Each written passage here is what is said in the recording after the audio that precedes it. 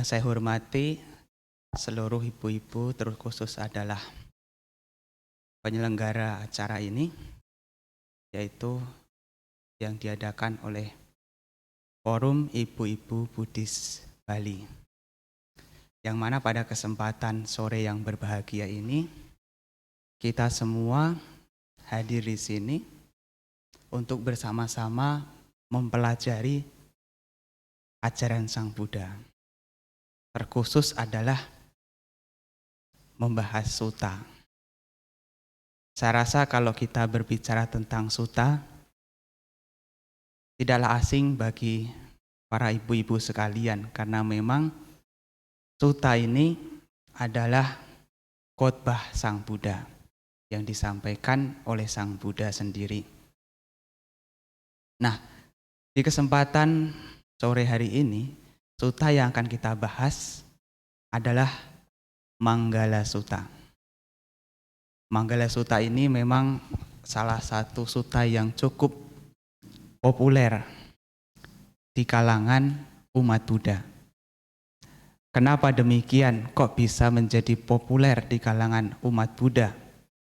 Karena memang sutta ini dimasukkan ke dalam satu buku yang di Indonesia kita menggunakan, yaitu Parita Suci, yang mana biasanya ketika melakukan puja bakti bersama, para bapak dan ibu seluruh umat Buddha biasanya membacakan sutta ini juga.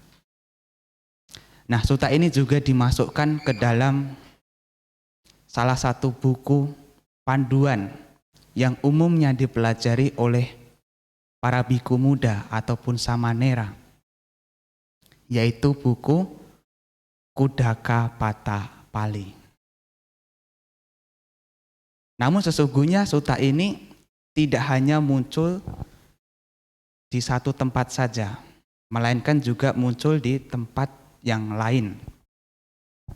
Juga muncul di tempat yang lain, artinya tidak hanya di satu tempat. Kalau kita lihat secara analisa dari Tipitaka, sutta ini berada di mana? Yaitu berada di bagian Sutta Pitaka. Kemudian ada salah satu nikaya yang disebut sebagai Kuddaka Nikaya. Nah, di sana juga ada dua buku yang terkenal. Satunya adalah Kuddhakapata Pali, yang lainnya adalah Sutta Nipata Pali. Manggala Sutta ini muncul di kedua buku ini, meskipun dengan nama yang sedikit berbeda. Kalau di dalam Kuddhakapata Pali itu muncul dengan judul Manggala Sutta. Kalau yang ada di dalam Sutta Nipata Pali itu muncul dengan sebutan Maha Manggala Sutta. Ada tambahan Maha. Maha itu berarti adalah besar atau agung. Manggala Sutta berarti adalah khotbah tentang Manggala. Sutta itu berarti adalah khotbah, ceramah, atau diskursus. Jadi sutta ini berisi tentang manggala atau berkah-berkah. Nah, sebenarnya pembabaran sutta ini juga punya latar belakang. Punya latar belakang yang mana pada waktu itu dikisahkan di antara para manusia dan dewa, mereka saling memperdebatkan apa itu berkah utama. Banyak di antara manusia dan juga para dewa saling berdebat apa yang disebut sebagai berkah. Makanya pada waktu itu ada sesosok dewa yang mempertanyakan hal ini kepada Sang Buddha. Hingga akhirnya Sang Buddha membabarkan sutta ini, yaitu untuk memberikan klarifikasi atau memperjelas apa yang disebut sebagai berkah itu sendiri. Jadi dikisahkan pada waktu itu ada sesosok dewa yang datang bertanya kepada Sang Buddha tentang apa itu berkah utama. Karena memang di kalangan masyarakat pada waktu itu percaya tentang tanda-tanda baik, tentang berkah-berkah yang berkaitan dengan apa yang mereka lihat, apa yang mereka dengar, dan apa yang mereka rasakan. Jadi di suta ini terdapat 38 berkah utama. Namun sebelum kita membahas tentang 38 berkah utama yang disampaikan oleh Sang Buddha, saya ingin mengajak para bapak dan ibu, saudara-saudari sekalian, mengenai seperti apa pandangan-pandangan berkah sebelum Sang Buddha membabarkan ini. Jadi diceritakan pada waktu itu banyak sekali orang yang berdebat mengenai apa itu berkah. Dengan melihat apakah itu dikatakan sebagai berkah. Dengan mendengar apakah itu dikatakan sebagai berkah. Dengan merasakan apakah itu disebut sebagai berkah. Dan siapakah yang mengetahui berkah itu? Ini menjadi pertanyaan, menjadi perdebatan di antara para dewa dan manusia. Nah, dikisahkan sebelum Sang Buddha membabarkan Manggala Sutta ini, ada beberapa pandangan mengenai berkah itu. Salah satunya adalah pandangan bahwa apabila seseorang itu melihat ini, melihat tanda-tanda ini, itu dikatakan adalah berkah. Membawa keberuntungan, akan memberikan pada kemajuan. Melihat apa? Nah, di sini Sang Buddha menjelaskan sebagaimana yang tertera di dalam kitab Atthakatha atau kitab ulasan atau kitab komentar yang disebut sebagai berkah oleh mereka yang bukan Sang Buddha adalah dengan melihat ini. Kalau misalnya habis bangun kemudian melihat burung yang berkoceh atau burung yang bersiul, oh itu adalah berkah. Atau apabila melihat sebatang anak pohon bilwa. Seperti apa pohonnya saya sendiri juga tidak tahu. Karena memang di dalam kitab komentar dikatakan demikian. Mungkin adalah salah satu pohon yang cukup disakralkan di India pada waktu itu. Kan di Indonesia saja kita juga menjumpai banyak sekali kan anggapan-anggapan. Oh kalau tanaman ini ditaruh di sini membawa keberuntungan. Oh kalau bunga ini mekar demikian membawa keberuntungan. Jadi banyak sekali anggapan-anggapan mengenai berkah. Bahkan di zaman Sang Buddha pada waktu itu. Jadi kalau seseorang bangun pagi kemudian melihat sebatang anak pohon ini dikatakan berkah. Kemudian bangun pagi melihat wanita hamil dikatakan berkah. Melihat anak-anak berpakaian rapi, indah dan menarik juga dikatakan sebagai berkah. Atau melihat makanan persembahan juga dikatakan sebagai berkah. Melihat seekor ikan mulet merah. Nah kalau di Indonesia banyak sekali ikan-ikan yang dianggap membawa keberuntungan ya. Kita bisa melihat ada ikan ini, ikan itu dengan berbagai macam warna. Dan itu juga dipelihara oleh beberapa orang karena dianggap membawa keberuntungan. Sama di zaman itu juga sama. Ada anggapan mengenai beberapa peliharaan yang dikatakan itu membawa berkah. Yaitu ikan mulet merah. Ada juga binatang berketurunan murni.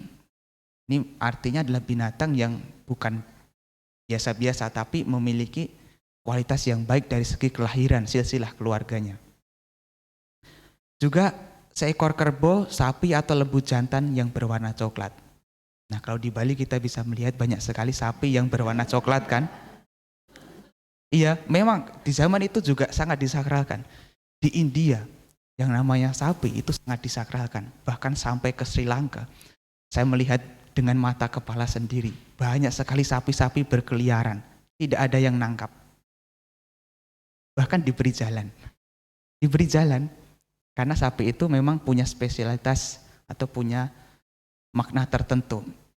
Nah jadi di zaman itu juga ada yang beranggapan kalau melihat hal-hal ini itu dikatakan akan membawa keberuntungan. Ini berkaitan dengan apa yang dilihat. Masih ada lagi pandangan mengenai apa yang didengar. Apa yang didengar. Jadi kalau seseorang itu mendengar kata-kata ini atau suara tentang ini, itu dikatakan sebagai berkah juga. Jadi pada waktu itu ada anggapan bahwa apabila seseorang itu mendengar ucapan nama Wada atau Wadamana atau Puna atau Pusa atau Sumana atau Siri atau Siriwada, ini dikatakan membawa keberuntungan. Padahal artinya apa? Artinya ini adalah hal-hal yang bagus. Seperti Wada itu yang berkembang begitu. Sumana itu yang indah, menarik, atau pikirannya bagus begitulah. Jadi ada anggapan mengenai kata-kata ini. Itulah kenapa sampai sekarang kita juga percaya bahwa pemberian nama adalah doa. Iya kan? Makanya orang-orang itu berlomba-lomba memberikan nama anaknya dengan nama yang bagus. Bukan hanya bagus secara suara, tapi juga secara arti. Kadang-kadang orang itu yang tidak mengetahui arti, itu bisa saja loh memberikan nama yang salah. Nah, kemudian ada yang beranggapan bahwa apabila merasakan, mencium, atau menyentuh benda-benda ini, itu juga dikatakan berkah. Misalnya mencium bau bunga atau bau teratai. Kan kadang-kadang di masyarakat juga ada anggapan, oh malam ini saya mencium bau bunga, jangan-jangan akan ada berkah. Ada juga di zaman itu. Mengunyah tusuk gigi yang halus, kemudian menyentuh tanah atau tanaman hijau, kotoran sapi segar. Kotoran sapi apabila disentuh, oh itu dikatakan berkah juga loh. Sampai sekarang di India, kotoran sapi itu adalah sesuatu yang sangat berharga. Kalau para bapak ibu saudara sekalian pergi ke India, ada tuh di pinggir-pinggir jalan yang jualan kotoran sapi. Nah, sekarang kita memasuki pada arti manggala. Manggala Muttamang. Kan biasa kita kalau membaca Manggala Sutta kan ada etam manggala muttamang. Manggala itu diartikan sebagai berkah, keberuntungan, pertanda baik, atau hal-hal yang sifatnya adalah baik. Karena ini adalah baik, makanya banyak juga orang yang menggunakan manggala ini dalam nama-nama tertentu. Untuk nama toko bangunan, nama toko apa, biasanya kan juga pakai manggala kan, karena memang memiliki arti yang bagus.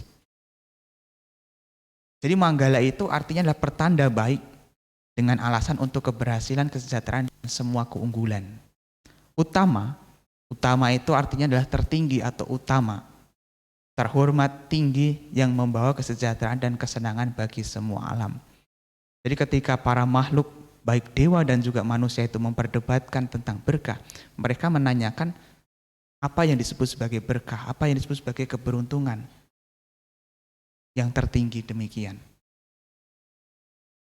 Nah, para bapak dan ibu, saudara-saudari sekalian yang berbahagia, sekarang saya akan melanjutkan pembahasan ini mengenai interpretasi Sang Buddha mengenai berkah. Jadi Sang Buddha memiliki pandangan yang berbeda mengenai berkah-berkah. Kalau sebelumnya orang-orang itu beranggapan apabila mendengar, mencium, melihat itu dikatakan berkah, tapi Sang Buddha memiliki interpretasi yang berbeda, yaitu apabila melaksanakan dhamma-dhamma ini. Melaksanakan 38 praktik ini. Apa yang pertama? Yang pertama itu dikatakan asewana cabalanang.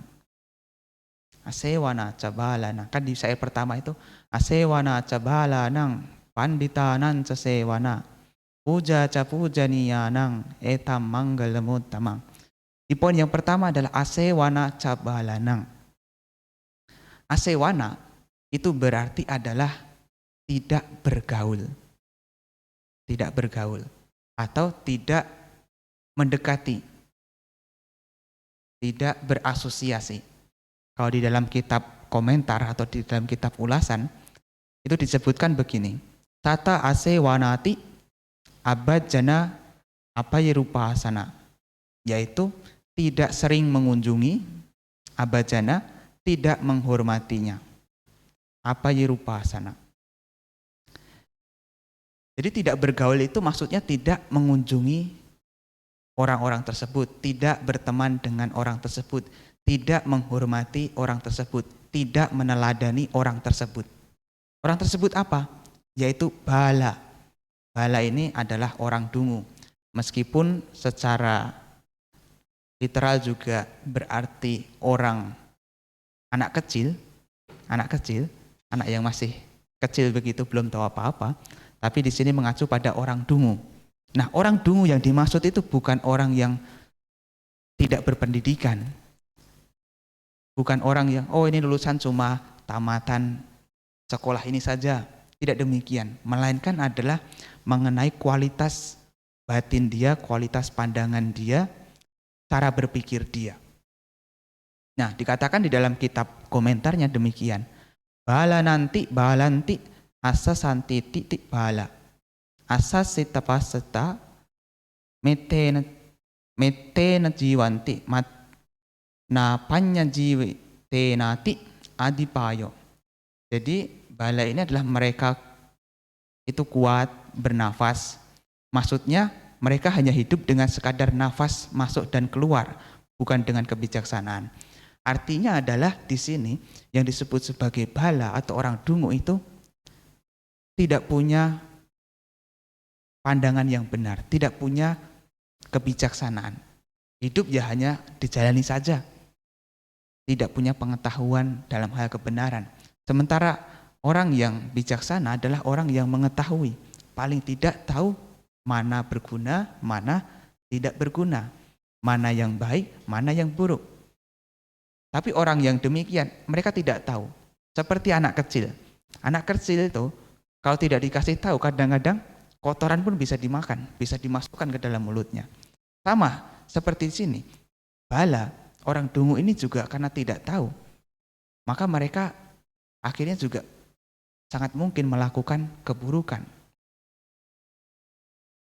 Nah, kemudian poin yang kedua adalah panditanan sesewana, yaitu bergaul dengan orang-orang yang bijaksana.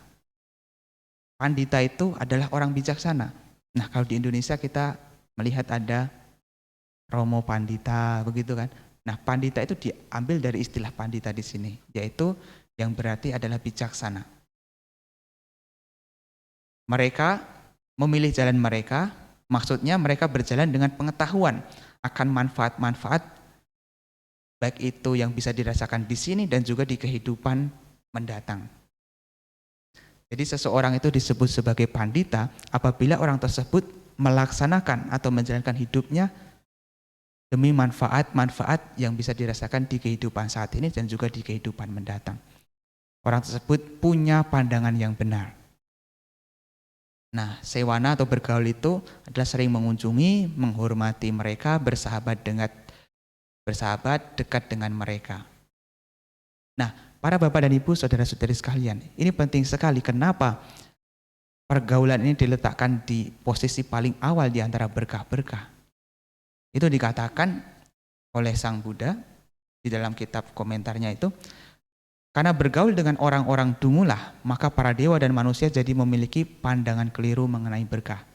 Jadi orang-orang yang beranggapan keliru tentang berkah-berkah itu juga karena pergaulan mereka. Karena pergaulan ini menentukan bagaimana cara berpikir kita. Jadi kita itu punya cara berpikir dari apa yang pernah kita dengar, dari asosiasi kita, dari teman kita. Kalau cara berpikir kita salah, maka perbuatan kita juga salah. Nah, cara berpikir ini didapat dari mendengar. Nah, biasanya itu dari teman-teman, dari pergaulan.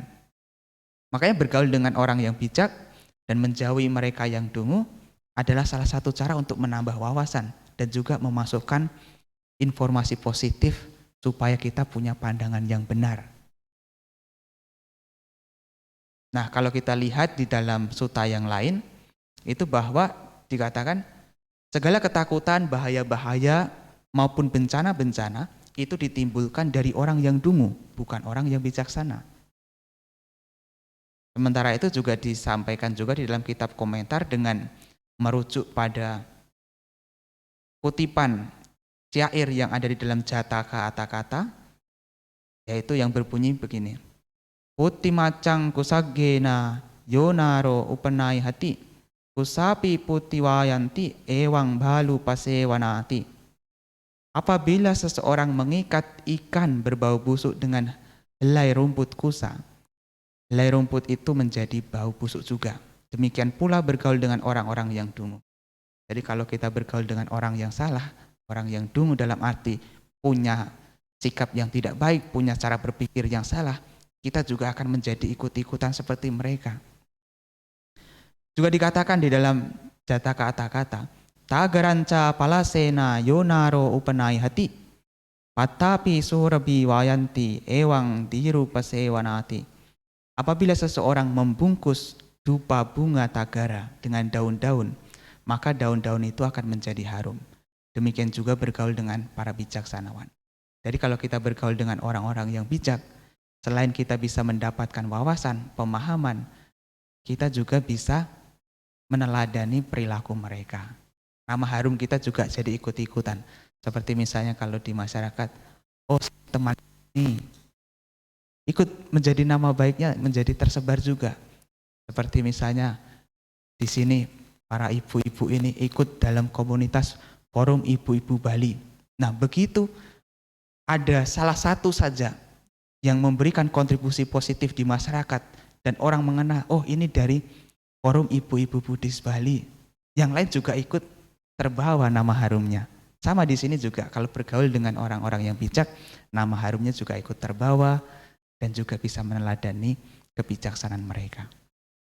Nah, setelah kita membahas tentang ini, di syair yang pertama itu masih ada satu poin yang penting juga, yaitu puja capu janeyanang etam manggalam utama, yaitu menghormati yang patut dihormati. Puja itu menghormati, memberikan persembahan, memuji, dan lain sebagainya. Nah, dikatakan anu pubhena puja neya bawang upagatanang pujang pasang santo. Tindakan menghormat kepada mereka yang terhormat, mendatangi yang terhormat. Artinya adalah menghormati ini bukan hanya sekadar kita memberikan penghormatan, tapi juga kita mendatangi ke mereka, kemudian kita memberikan persembahan, memberikan penghormatan. Nah, orang yang patut dihormati, pujaneya, itu dikatakan di sini adalah mereka yang kosong dari segala kedengkian, yang tidak punya kedengkian, penuh dengan segala sifat keluhuran, punya banyak sifat-sifat luhur. Mereka adalah Buddha, Paceka Buddha, dan Arya Sawaka. Nah, sebenarnya kalau di dalam kitab komentar yang disebut sebagai yang patut dipuja adalah orang-orang ini. Tapi dalam praktiknya tidak harus mereka, tapi mereka yang punya sifat keluhuran-keluhuran. Kita patut memberikan penghormatan, pujian kepada mereka. Saya persingkat saja ya untuk menghemat waktu. Nah, kemudian yang poin yang keempat adalah patirupa desawaso, yaitu bertempat tinggal di tempat yang sesuai. Nah, biasanya kalau kita mendengar bertempat tinggal di tempat yang sesuai adalah tempat di mana kita bisa mendengarkan dhamma. Nah, di dalam kitab komentar sebenarnya lebih spesifik lagi, lebih banyak faktor yang disebutkan. Bahwa yang disebut sebagai tempat yang sesuai, itu adalah tempat di mana ada 4 jenis kelompok. 4 jenis kelompok ini apa? Biku, bikuni, upasaka, upasika. Yaitu biku, kalau sekarang bikuni tidak ada, ya paling tidak ada Atasilani. Kemudian upasaka, umat awam laki-laki, upasika, umat awam perempuan. Jadi kalau di tempat itu ada ini, ada umat Buddha, apalagi ada bikunya, ini adalah tempat yang sesuai. Dan tempat itu juga kondusif untuk melakukan perbuatan-perbuatan bajik. Sangat kondusif untuk melaksanakan kebaikan. Dan tempat itu juga kita bisa melihat ajaran Sang Guru, ajaran Sang Buddha yang masih bertahan. Artinya kita bisa mengakses ajaran Sang Buddha.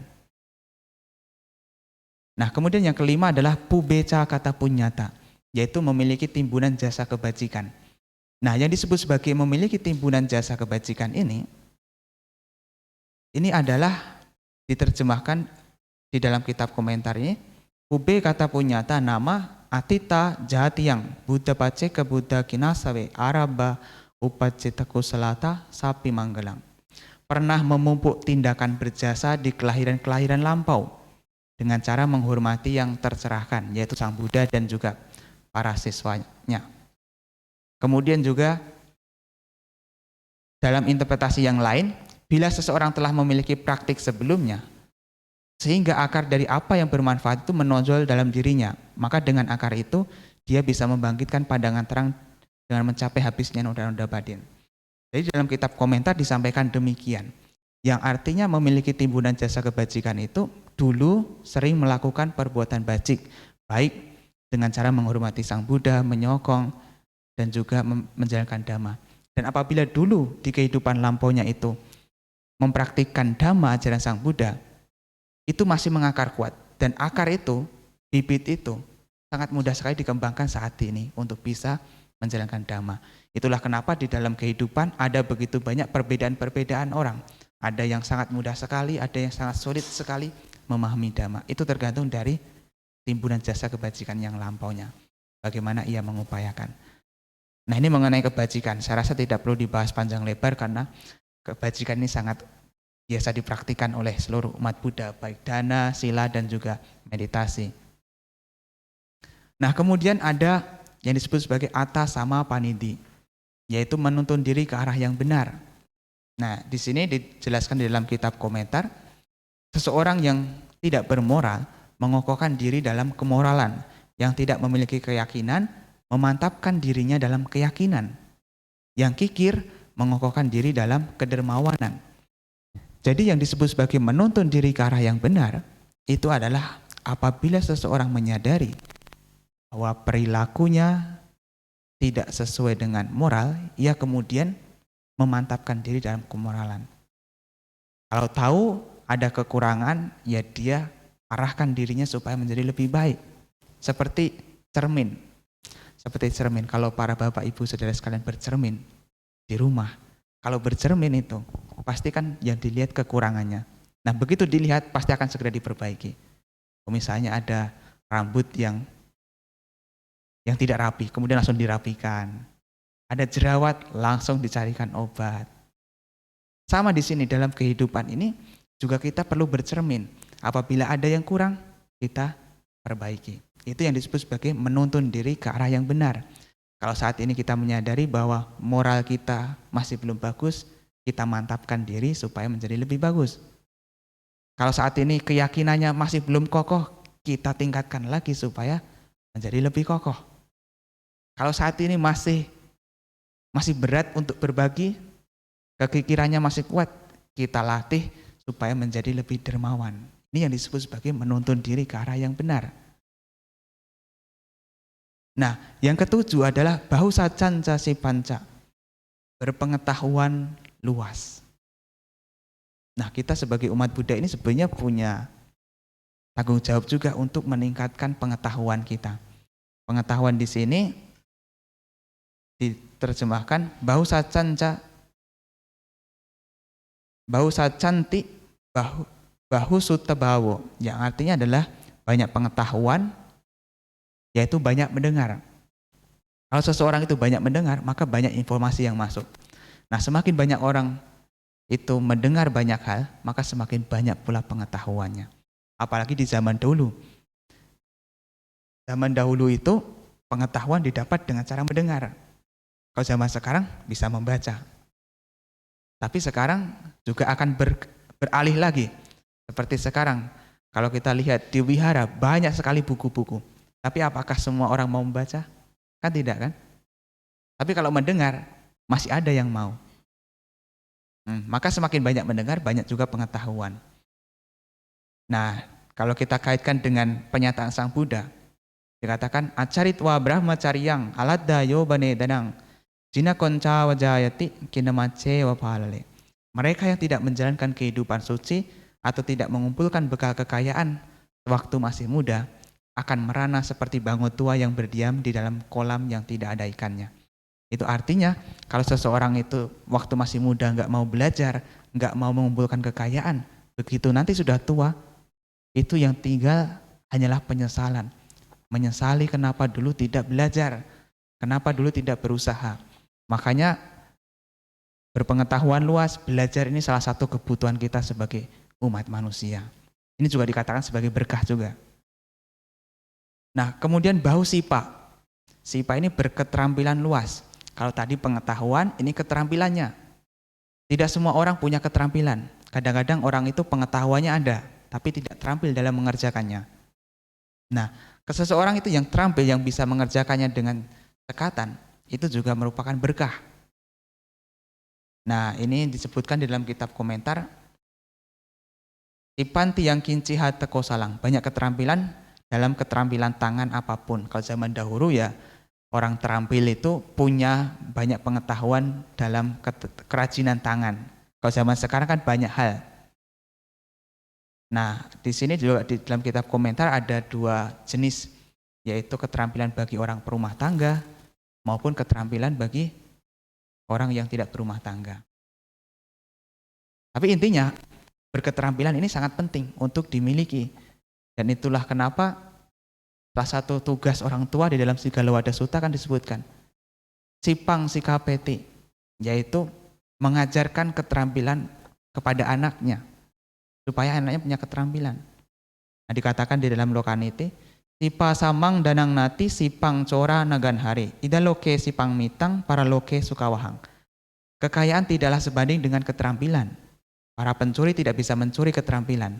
Di dunia ini, keterampilan adalah teman yang juga menuntun kebahagiaan di dunia selanjutnya. Jadi kalau seseorang itu punya keterampilan, pasti bisa hidup. Bisa bertahan hidup. Nah, kemudian di sini, yang 9 adalah Winayo Ca Susikito, terlatih baik dalam tata susila. Terlatih baik dalam tata susila, artinya seseorang itu menjaga tindakannya. Dikatakan di sini kaya waca cita winayanang, yaitu mengatur atau mengendalikan perbuatan jasmaninya, ucapannya dan juga pikirannya. Susikito itu artinya adalah yang soto itu yang mulus, halus, baik, bagus. Sikito terlatih. Karena terlatih dengan baik maka dikatakan susikito. Nah, berkenaan dengan winaya ini peraturan nih, ada peraturan untuk rumah tangga dan juga ada mereka yang menjalani kehidupan pabajik. Nah, yang 10 yaitu adalah subhasita caya waca, yaitu bertutur kata baik. Di dalam kitab komentar disebutkan subhasita waca nama musawada adi dosa wirahita, terbebas dari kebohongan dan lain sebagainya. Nah, yang dimaksud sebagai tutur kata yang baik itu adalah yang mengandung 4 unsur berikut, yaitu subhasitang utamahu santo dhammang banena damang tang dutiyang piyang banena piyang tang tatiyang tacang bane nalikang tang catutanti, yaitu bertutur kata dengan baik, berbicara hanya dhamma, disampaikan dengan ramah dan tidak marah, berbicara hanya kebenaran. Jadi tutur kata itu disebut sebagai baik apabila perkataannya baik. Tentang dhamma, penyampaiannya juga ramah, tidak dengan marah-marah. Yang disampaikan adalah kebenaran. Nah, kalau kita lihat di sutta yang lain, kata-kata itu dikatakan sebagai yang baik adalah apabila diucapkan tepat waktu.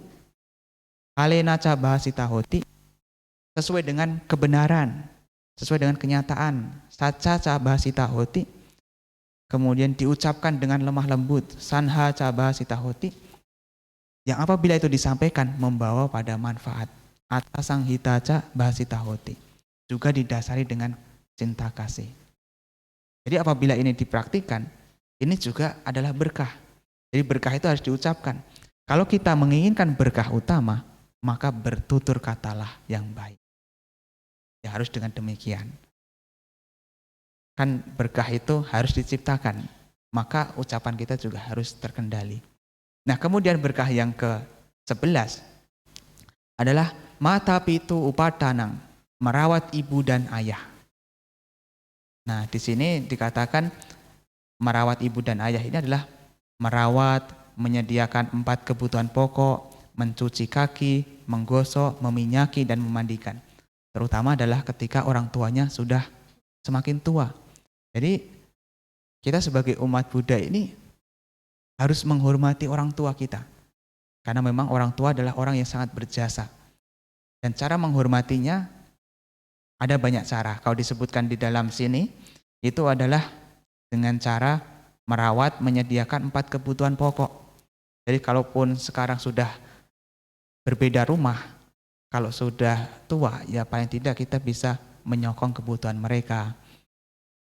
Ada mencuci kaki, artinya merawat atau mempedulikan mereka.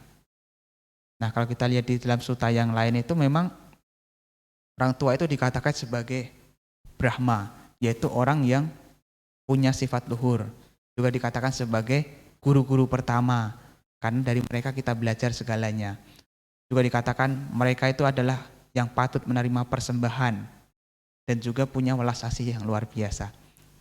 Dan dikatakan Brahma timata pitaro pubacariyati wucare ahuneya ceputanang pajaya anukampaka. Kenapa dikatakan sebagai Brahma? Ini sangat menarik sekali juga. Karena di waktu itu ada anggapan bahwa Brahma itu sang pencipta yang melahirkan, yang menciptakan, serta mengatur seluruh alam semesta ini. Tapi Sang Buddha memberikan interpretasi yang berbeda. Kita dilahirkan dari orang tua kita. Maka orang tua kita adalah Brahma.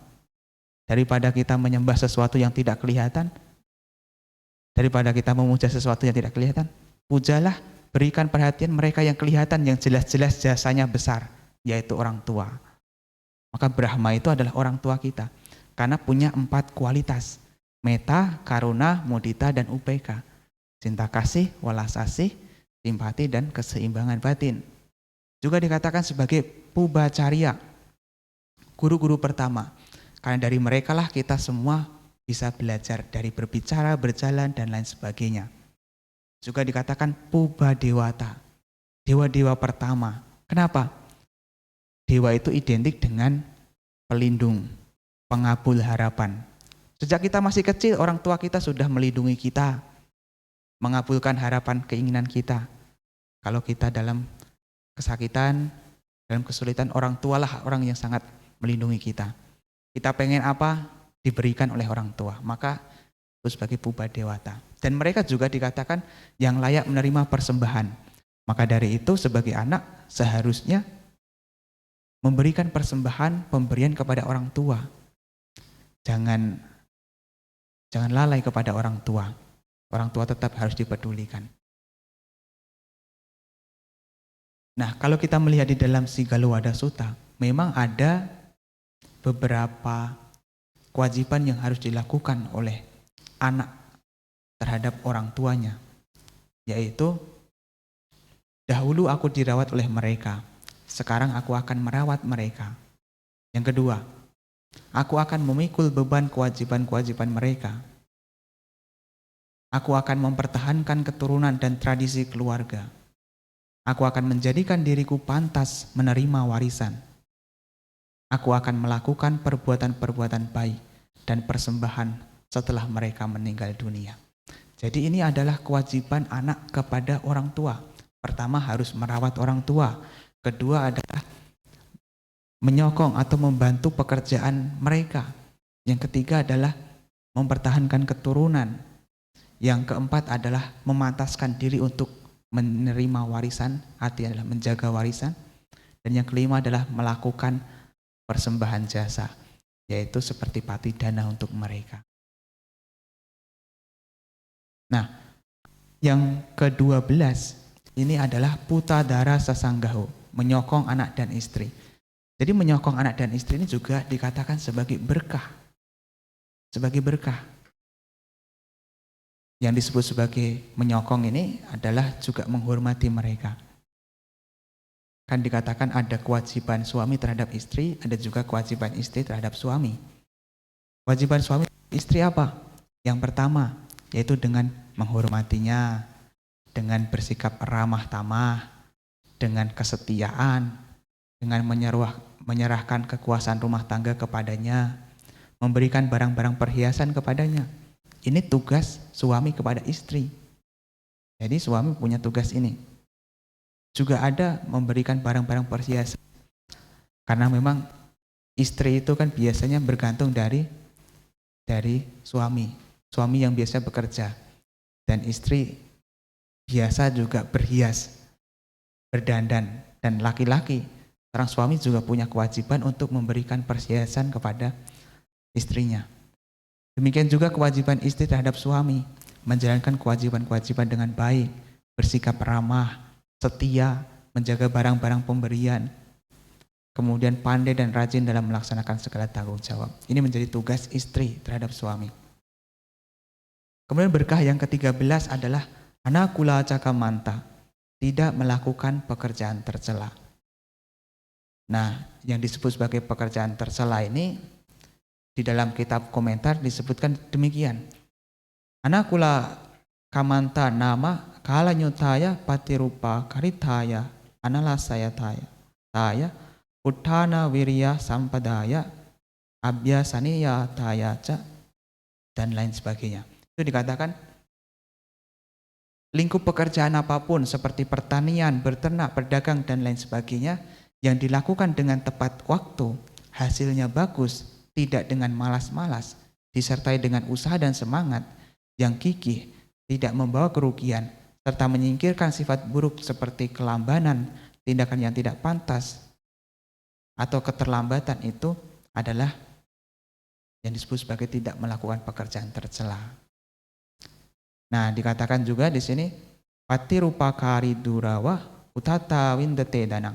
Orang yang tindakannya pantas, yang bertanggung jawab dengan usaha gigih, kekayaan pasti akan bertambah. Jadi kalau seseorang itu menerapkan ini, berkah juga akan ada pada orang tersebut. Karena bisa menjadi semakin bertambah. Kemudian yang ke-14 yaitu dana.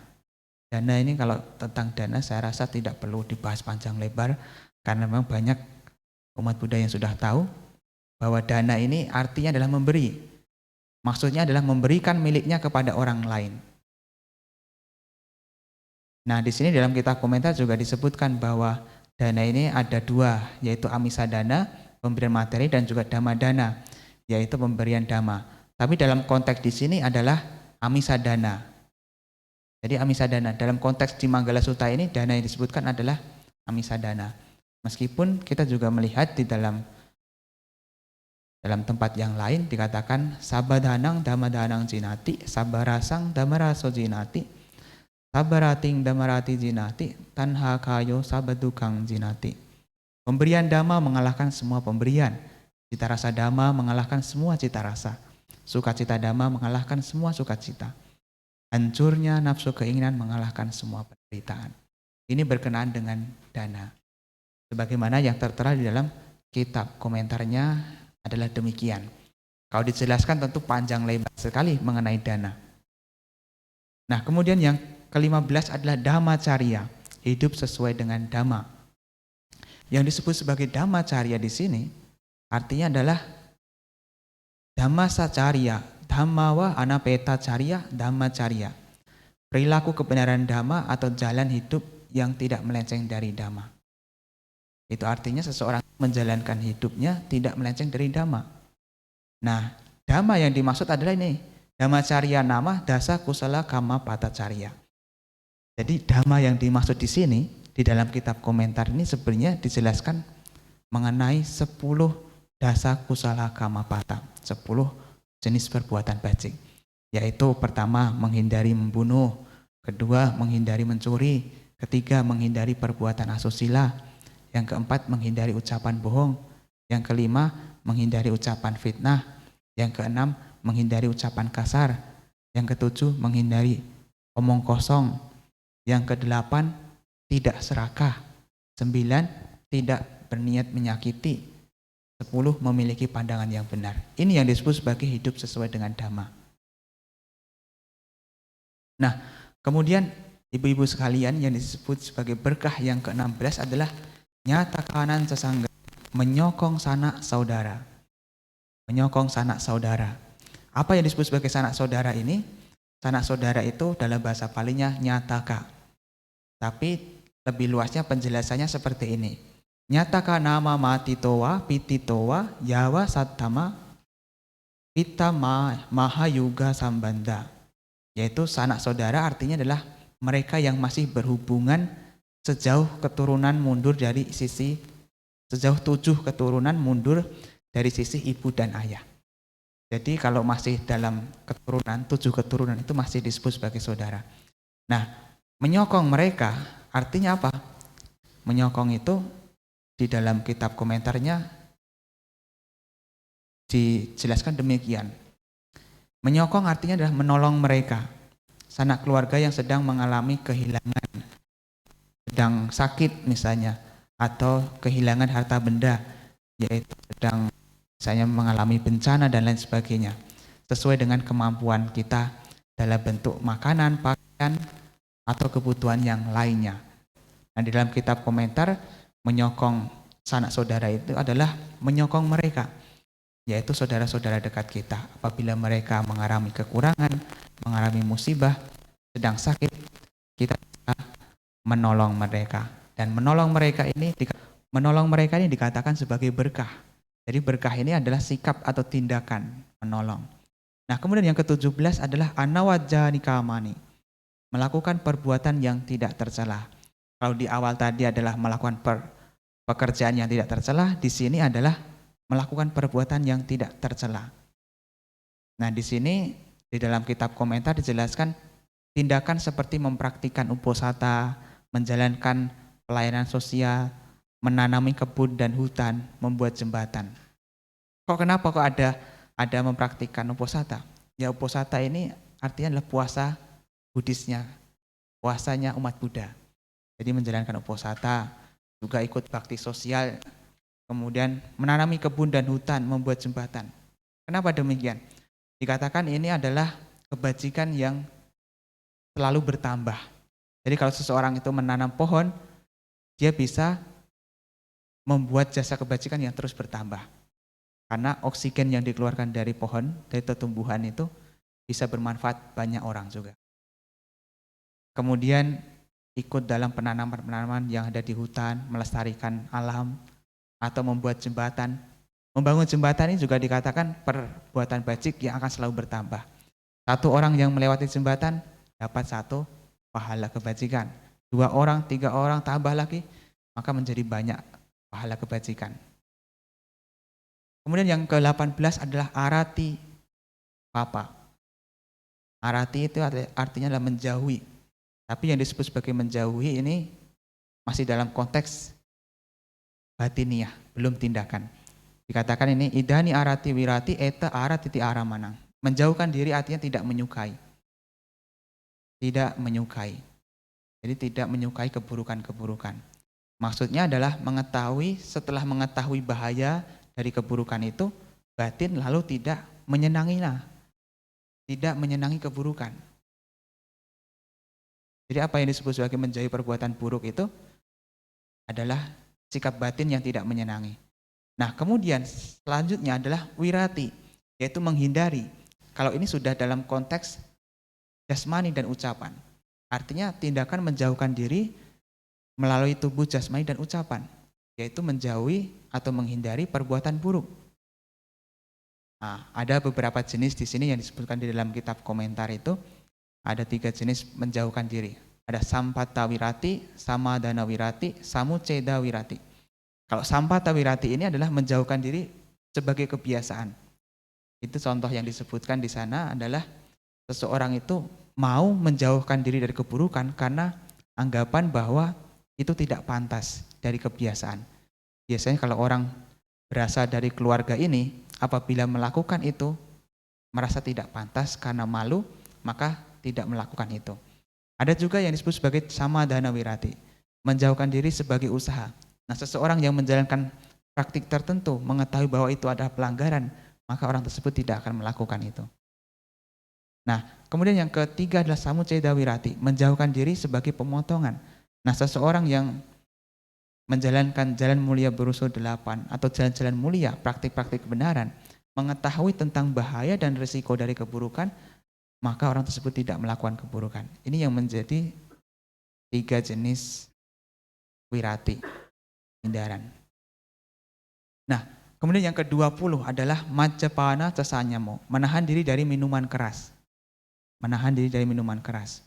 Ini dalam kitab komentar disebutkan bahwa menghindari diri dari minuman keras artinya tidak memberikan kesempatan bagi kelengahan yang diakibatkan dari minuman keras. Nah, kalau seseorang itu tidak minum minuman keras, maka ia tidak akan mendapatkan kelengahan dan tidak akan mendapatkan bahaya-bahaya.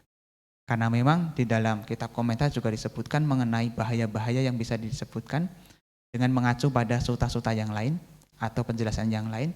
Salah satunya adalah di dalam Dhammapada. Surameraya pananca yonaro anuyunjati idewa me solo kasming mulang kanate atono. Orang yang menyerah pada minuman yang memabukkan, maka di dunia ini orang seperti itu seakan menggali kubur bagi dirinya sendiri. Nah, seseorang yang gemar minum minuman keras itu seperti menggali kubur untuk dirinya. Demikian juga disebutkan mengenai bahaya atau akibat buruk dari kecanduan minuman keras. Yang pertama, ada kehilangan harta kekayaan. Seseorang menjadi boros karena minum minuman keras, menjadi miskin, juga makin sering berselisih, bertengkar dengan yang lain, atau bertengkar dengan istri sendiri di rumah, atau suami di rumah. Juga mudah sekali terserang penyakit-penyakit. Juga mendapatkan nama buruk di masyarakat, aibnya terbongkar di mana-mana, menjadi orang bodoh, kecerdasannya akan menjadi lemah. Ini bahaya-bahaya dari minum-minuman keras. Kemudian yang berkah yang ke-21 adalah apamado cadameso, yaitu tidak lengah dalam melaksanakan dhamma. Yang disebut sebagai tidak lengah ini artinya adalah seseorang selalu waspada dalam hal berkembangnya hal-hal yang baik, yaitu kebalikan dari kelalaian, kebalikan dari kecerobohan, tanpa perhatian, keteledoran, dan lain sebagainya. Dan ini penting karena memang Sang Buddha menjelaskan bahwa waspadaan adalah jalan menuju nirvana, kekekalan. Kelengahan adalah jalan menuju kematian. Ini mengenai apamada. Nah, kemudian kita lanjut lagi, yaitu garawa, yaitu memiliki rasa hormat. Nah, memiliki rasa hormat itu di dalam kitab komentar disebutkan bahwa menghormat, penuh hormat kepada yang pantas dihormati seperti Buddha, Paceka Buddha, siswa Sang Buddha, guru dan master, ibu, ayah, saudara lebih tua, istri, dan lain sebagainya. Jadi memiliki rasa hormat itu kalau di dalam kitab komentar disebutkan yaitu punya sikap hormat kepada orang-orang demikian. Nah, kemudian yang ke-23 yaitu adalah niwato, rendah hati. Jadi seseorang itu dikatakan rendah hati karena apa? Nah, di sini di dalam kitab komentar juga disebutkan yang disebut sebagai rendah hati ini merupakan kerendahan hati dalam sikap dan pikiran. Jadi bukan hanya sikapnya saja, tapi juga pikirannya. Nah, orang yang memilikinya telah menyingkirkan kesombongan, arogansi. Dia bagaikan kain pengelap kaki, bagaikan banteng yang dipotong tanduknya, bagaikan ular yang dengan taring yang dicabut, lembut, ramah, serta mudah diajak bicara. Inilah yang disebut sebagai orang yang rendah hati. Jadi dikatakan seseorang itu punya rendah hati adalah apabila dia rendah hati dalam hal sikap dan pikiran. Dan orang tersebut juga menyingkirkan kesombongan. Nah, orang yang rendah hati pasti tidak sombong, mau meredakan arogansinya. Nah, di dalam kitab komentar juga disebutkan kutipan suta yang lain. Niwata wuti atado tadisola beteyasa. Ia yang rendah hati dan tidak keras kepala. Yang seperti ini akan memperoleh kemansuran. Nah, orang yang rendah hati, tidak sombong, tidak arogan, akan dikenal banyak orang. Nah, kemudian yang ke-24 adalah santuti. Ya, mohon maaf saya agak cepat-cepat untuk mengejar waktu ya. Ya, santuti ini biasanya diterjemahkan sebagai kepuasan, berpuas diri. Nah, berpuas diri dalam hal apa? Kalau di dalam kitab komentar, karena ini untuk mengacu pada para biku, yaitu berpuas diri dengan apa yang diperolehnya, yaitu berkenaan dengan 4 kebutuhan pokok, yaitu jubah, kemudian makanan, tempat tinggal, dan obat-obatan. Tapi ini juga bisa dipraktikkan ke dalam konteks kehidupan berumah tangga, yaitu puas terhadap apapun yang diterima, puas dengan pertimbangan kekuatan, puas demi yang lebih pantas. Nah, kadang-kadang puas ini, kalau para biku ya, ini yang pertama ini adalah puas dengan apa yang diperoleh.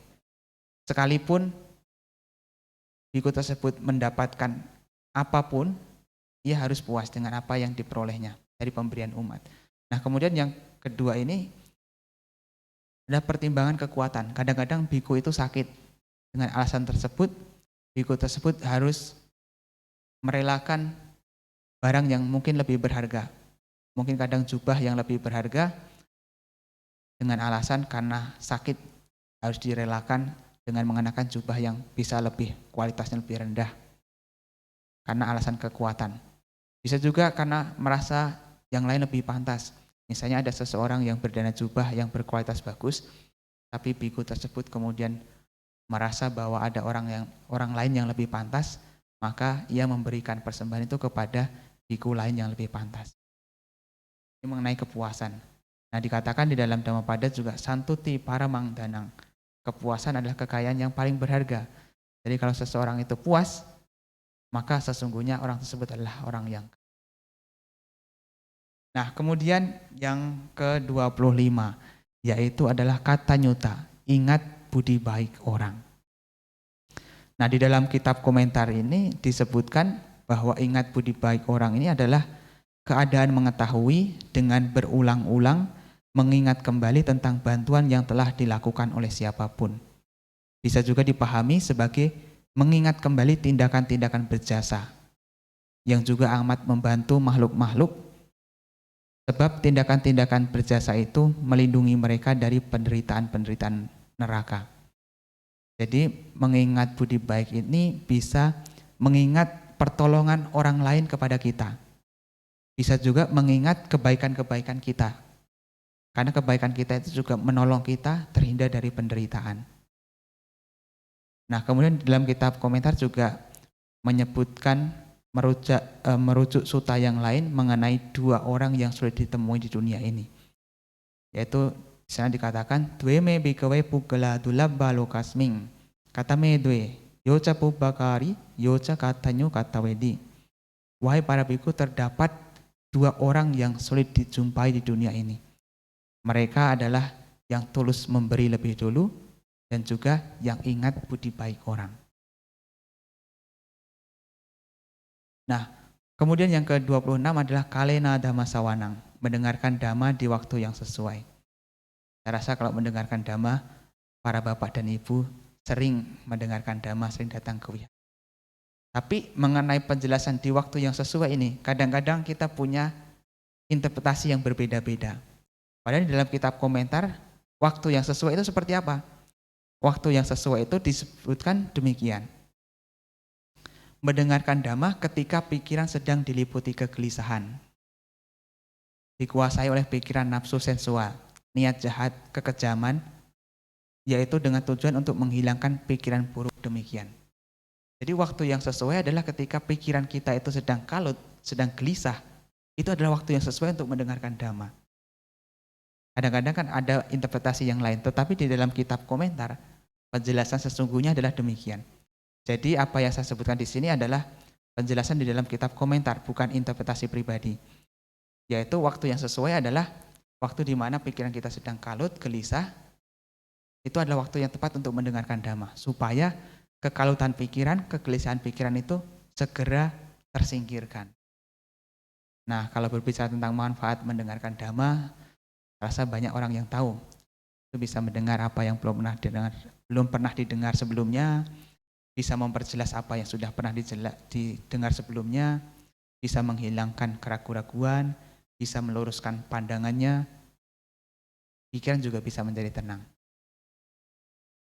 Nah, kemudian yang ke-27, berkah yang 27 adalah sabar, kanti. Nah, biasanya kita menerjemahkan kanti ini sebagai sabar. Nah, di dalam kitab komentar, idhani kanti ca eta kamanang kanti. Di sini sabar artinya adalah penahanan, bertahan, keadaan bertahan. Maka nanti jangan kaget kalau di dalam buku Parita yang baru, Bante Damadiro menerjemahkan kanti bukan sebagai sabar, tapi penahanan. Karena memang dalam kitab komentar arti sabar itu ya bertahan. Bertahan dari apa? Bertahan supaya tidak memunculkan reaksi negatif atas apa yang terjadi. Kan kadang-kadang kalau kita bertemu dengan situasi yang tidak menyenangkan, pengennya kita meluapkan secara emosi. Padahal kalau kita punya kanti, kita bertahan supaya tidak memberikan respon yang negatif. Maka kanti ini adalah kesabaran. Yang ke-28 yaitu sowaca sata, mudah dinasihati. Yaitu apabila seseorang itu mudah dinasihati, orang tersebut tidak memunculkan pikiran buruk saat diberi nasihat, mengiyakan, menghormati, dan dengan rendah hati. Kadang-kadang kan orang itu kalau sudah salah, kadang-kadang ada loh yang susah dinasihati. Tapi mudah dinasihati adalah salah satu kualitas yang baik, yang juga dikatakan sebagai berkah. Nah, kemudian yang ke-29 adalah samananan cadasanang, mengunjungi petapa. Mengunjungi petapa. Jadi mengunjungi petapa ini salah satu berkah. Seperti para bapak dan ibu saudara sekalian datang ke sini juga berkah. Karena apa? Dengan mengunjungi kita bisa mendapatkan wawasan, bisa meningkatkan keyakinan juga. Nah, di dalam kitab komentar ini yang disebut sebagai mengunjungi, yaitu melihat, mendatangi, membantu, mengingat, mendengar mereka yang telah meninggalkan kehidupan keduniawian. Yang artinya adalah para petapa, para biku. Jadi mengunjungi para petapa juga merupakan berkah. Bisa datang ke sini juga merupakan berkah. Nah, kemudian yang ke-30 adalah kalena dhammasakaca, yaitu membahas dhamma pada waktu yang sesuai. Nah, di dalam kitab komentar ya ada penjelasan yang demikian, yaitu ketika ada pembahasan mengenai sutta, mengenai winaya, mengenai abhidhamma, mengenai jataka, dan lain sebagainya, orang tersebut akan ikut dalam pembahasan tersebut. Seperti saat ini juga Dhammasakaca, meskipun bukan Dhammasakaca secara resmi ya, karena kalau yang namanya Dhammasakaca itu biasanya ada timbal balik. Anda bertanya, saya menjawab, Anda bertanya, menjawab, demikian. Kalau ini kan seperti ceramah, tapi memang ini disampaikan supaya Anda semua juga mengerti. Kemudian yang ke-31 yaitu tapo. Tapo itu berjuang keras atau berusaha. Maka ada istilah tapa, bertapa. Nah, orang yang bertapa itu adalah yang sedang berjuang keras. Artinya apa di sini? Idani tapo cati eta papa kedame tapa titi tapo. Di sini berjuang keras artinya adalah berjuang dalam menekan atau membakar hal-hal buruk. Tapati itu menekan atau membakar. Jadi seseorang itu bertapa itu ya artinya berjuang membakar hal-hal yang buruk. Nah, kalau di dalam kitab komentar banyak juga penjelasannya. Di sini saya mengutip, ini adalah pengendalian karena ia membakar ketamakan dan kesedihan. Ini juga disebut sebagai semangat atau berjuang keras karena membakar kemalasan. Seseorang itu kalau malas kan tidak mau berjuang. Maka dengan adanya tapa itu artinya membakar kemalasan. Yang kedua adalah brahmacaryang, menjalani kehidupan suci. Brahmacarya. Nah, di dalam agama Buddha istilah brahmacarya ini memang berbeda dengan apa yang ada di zaman India pada waktu itu. Kalau agama Buddha yang disebut brahmacarya adalah mereka yang hidup selibat seperti para biku begitu. Karena di zaman itu sebenarnya banyak sekali juga pandangan mengenai brahmacari. Seperti kalau di keyakinan Brahmanisme yang pada waktu itu sudah ada. Itu ada pertama itu brahmacari, kemudian gruhasta, wanaprasta, dan sannyasin. Ada yang tahu? Mungkin kenal lah di sini, di Bali. Ya, brahmacari itu adalah waktunya untuk belajar. Biasanya orang itu dikatakan brahmacari adalah ketika mereka belajar sekolah begitu. Nah, kemudian gruhasta. Gruhasta itu baru menikah. Ketika menikah. Setelah menikah, ada waktu di mana wanaprastha, yaitu mengembara di hutan. Dan ada juga kemudian adalah sannyasin, yaitu sudah tidak kembali lagi ke rumah. Nah, sebenarnya ini juga dipraktikkan oleh umat Hindu. Cuma belakangan memiliki interpretasi yang berbeda mengenai 4 tahap ini. Tapi yang disebut di dalam agama Buddha, brahmacharya adalah kehidupan selibat. Hidup selibat. Nah, kemudian yang ketiga adalah Arya 33. Arya Sacana Dasanang, melihat kebenaran mulia. Yang artinya adalah bisa memahami 4 kebenaran mulia yang merupakan esensi dari ajaran Sang Buddha. Nah, kalau sudah sampai sini sebenarnya sudah mencapai tingkat kesucian. Jadi berkahnya adalah berkah, bukan hanya berkah duniawi, tapi juga adi duniawi, pencapaian kesucian. Nah, yang ke-34 adalah mencapai nibbana. Mencapai nibbana ini juga adalah berkah. Jadi di sini yang dimaksud adalah kepadaman, pencapaian buah kesucian arhata. Jadi kalau seseorang itu mencapai nibbana juga artinya memiliki berkah. Nah, kemudian yang ke-35 itu adalah puta salokadamehi citang yasana kampati. Pikiran tidak goyah meski disentuh dengan hal-hal duniawi. Di sini di dalam kitab komentar disebutkan bahwa walaupun disentuh oleh hal-hal duniawi, maksudnya adalah berhubungan, bercampur dengan kondisi-kondisi duniawi, pikiran tidak belok, tidak goyah, tidak getar. Dia tetap kokoh dalam pikiran yang benar. Apa yang disebut sebagai duniawi, kondisi duniawi? Yaitu adalah untung, rugi, dikenal, tidak dikenal, dihina, dipuji, suka dan duka. Nah, orang yang sudah mencapai ini sudah tidak lagi goyah. Diibaratkan seperti hanya batu karang yang tidak goyah oleh badai sekalipun. Demikian pula para bijak tidak goyah baik oleh hinaan dan pujian. Orang yang bijaksana tidak goyah dengan pujian dan juga cacian. Dipuji tidak terbang, dicaci tidak tumbang, ya kan? Gitu. Nah, kemudian yang ke-36 adalah asokang, tiada kesedihan. Nah, di dalam kitab komentar disebutkan asokang nama kina sawa sewa citang, yaitu pikiran yang sudah memotong noda-noda batin. Yang artinya ada pikiran yang sudah tidak ada lagi noda-noda batin. Orang itu sedih karena masih punya noda batin. Nah, orang yang sudah tidak punya noda batin lagi, ya tidak ada kesedihan. Nah, kemudian yang ke-37 adalah wirajang, tiada noda. Dikatakan di dalam kitab komentar, tanhi raga dosa moha rajanang wigatata wirajang. Tanpa noda karena terbebas dari noda batin berupa nafsu, kebencian, dan kebodohan batin. Nah, apabila seseorang itu sudah tidak punya noda nafsu, tidak punya noda kebencian, tidak punya noda kebodohan batin, maka dia disebut sebagai tiada noda. Yang ke-38, kemang, yaitu damai. Nah, yang disebut sebagai damai di dalam kitab komentarnya dijelaskan, keman ti abayang nirupadawang. Damai artinya adalah tidak ada ketakutan, tidak ada ancaman. Jadi seseorang itu kalau sudah mencapai kedamaian ini, tidak ada lagi rasa takut, tidak ada lagi ancaman dari manapun. Maka benar-benar damai. Inilah berkah yang terakhir, yaitu 38 berkah. Nah, kalau seseorang itu menjalankan 38 itu semua, dikatakan demikian. Eta disani katwana sabatama parajita, sabata sotingga canti tante sang manggalemu tamanti. Bagi yang telah melakukan hal demikian, mereka tak terkalahkan dimanapun. Bahagia kemanapun pergi, ini adalah berkah utama bagi mereka, para dewa dan manusia. Nah, jadi itulah para bapak dan ibu, saudara-saudari sekalian mengenai berkah utama. Dan kita sudah membahas dari awal sampai 38 berkah.